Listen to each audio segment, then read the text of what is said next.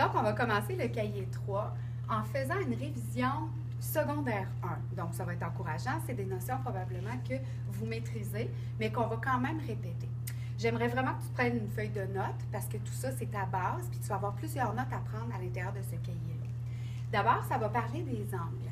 Donc, on va revoir quand on a un angle avec un nom précis, qu'est-ce que ça veut dire. Si tu as un angle aigu, qu'est-ce que ça veut dire? Bien, visuellement, c'est un angle qui est petit. Donc, c'est un angle qui a moins de 90 degrés. Quand on parle d'un angle obtus, c'est un angle qui est plus grand qu'un 90 degrés. Un angle droit, c'est l'angle qui a 90 degrés. Et souvent, ce qu'on va voir visuellement dans ton angle, c'est un espèce de petit carré ici qui va nous prouver que c'est un 90 degrés. Donc, s'il n'y a pas le petit carré, c'est que ce n'est pas un angle de 90 degrés. Il faut faire très attention. Un angle nul, ça se dessine comme ça. Un angle nul, c'est quand l'angle a 0 degré. L'angle plat se dessine aussi comme ça. Mais l'angle plat fait 180 degrés. L'angle plein, c'est un angle de 360 degrés. Et le plus difficile, c'est l'angle rentrant. L'angle rentrant, lui, c'est que c'est une mesure qui est plus grande que 180, mais plus petite que 360. Donc, si je voulais dessiner un angle rentrant, ça ressemble à ça ici. Maintenant, il faut savoir aussi le calculer, l'angle rentrant. Fait que si moi, je te dis, par exemple, que mon angle qui est ici vaut 50, je cherche l'angle rentrant qui est ici. Pour le trouver, je prends mon angle plein, mon cercle plein qui vaut 360 degrés, moins mon 50 degrés qu'on me donne, ce qui veut dire que l'angle qu'on retrouve dans cette partie-là vaut 310 degrés. On va te le demander, ce calcul-là, souvent. Donc, c'est important que tu le prennes en note. Je m'arrête. On se retrouve sur l'autre tableau. Go. Donc, on a vu quand on a un angle. Maintenant, on va voir les relations qui existent entre deux angles. Donc, tout ce qu'on va voir maintenant, ça met en relation deux angles. D'abord, tu dois savoir ce que c'est que des angles adjacents. Donc, visuellement, si je dessine des angles adjacents, c'est des angles qui ressemblent un peu à ça. D'abord, ils sont collés l'un sur l'autre. Adjacent, c'est ce que ça veut dire. C'est collé. Si on a une salle de bain adjacente à notre chambre, c'est parce que la salle de bain est juste à côté. Donc, ici, c'est la même chose. Adjacent, ça veut dire collé dessus. Cet angle-là est adjacent à celui-là. Donc, si on regarde, on a une ligne en commun et on a également le même sommet.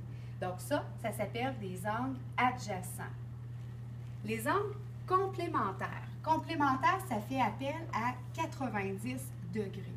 Donc, des angles complémentaires, ça pourrait ressembler à ceci. Donc, ici, j'ai un angle de 40.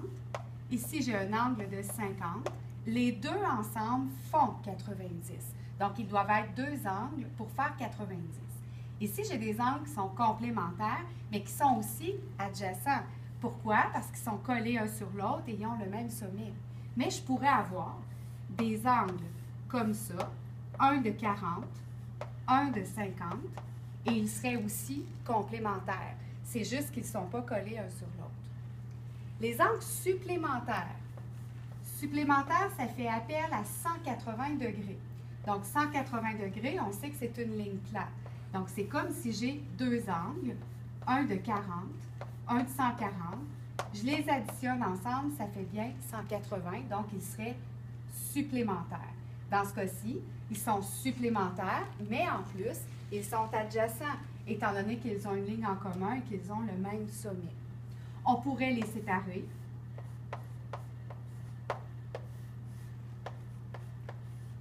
Et ce serait quand même des angles qui sont supplémentaires. Donc, ce qui est important, c'est de comprendre, c'est que les deux mesures doivent égaler 180. Et il nous reste les angles opposés par le sommet. Les angles opposés par le sommet, ça fait une espèce de X. Ce qui veut dire que cet angle-là, supposons qu'il vaut 40, bien lui aussi, il va valoir 40 degrés. Les angles qui sont opposés par le sommet sont le prolongement des côtés de l'autre. Donc, et ils sont toujours congrus. Congrus, on va dire aussi isométriques. Qu'est-ce que ça veut dire congru ou isométrique? Ça veut dire qu'ils sont pareils. Donc ça nous aide parfois à trouver la mesure d'un angle. Si lui est 40, on sait automatiquement que lui sera 40 aussi. Mais si je cherchais lui par hasard, ben, je me dis, regardez, j'ai une ligne plate. La ligne plate, c'est des angles supplémentaires. Si lui vaut 40, ben, lui, il va valoir 140. Et là, lui est opposé à lui. Lui aussi vaut 140. Je vous rappelle que quand on fait le tour d'un plan comme celui-là, on doit toujours arriver à 360 degrés parce que ça fait comme une espèce de cercle et ça fait un angle plein.